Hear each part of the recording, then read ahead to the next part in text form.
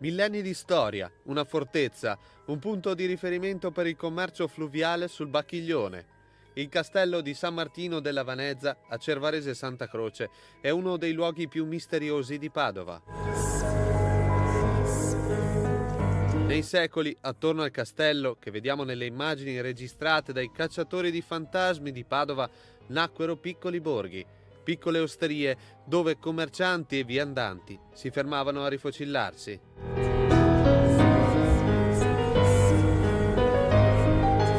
La leggenda racconta dell'esistenza di una signora minuta di nome Bice che viveva in un tugurio accanto al castello. Bice entrava di nascosto ogni notte nella torre, con una brocca in mano e qualcosa sotto le vesti. Fu accusata di stregoneria e morì proprio all'ombra del castello guardando la torre che tanto amava.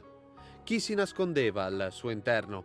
I cacciatori di fantasmi di Padova hanno cercato di scoprirlo. Strumentazioni all'avanguardia, raggi infrarossi, sofisticati registratori audio. Obiettivo: entrare in contatto con le presenze. Chi c'è qui davanti a noi?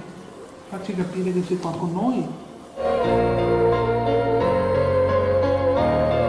Suggestione, mistero, ma anche diffidenza.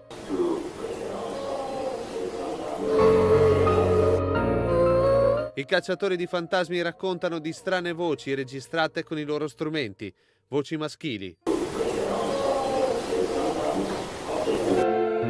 Le indagini continuano anche in questi giorni con il materiale raccolto, foto, video e audio, che viene passato al setaccio, alla ricerca di presenze, fantasmi o altre fantastiche suggestioni, come le si voglia chiamare.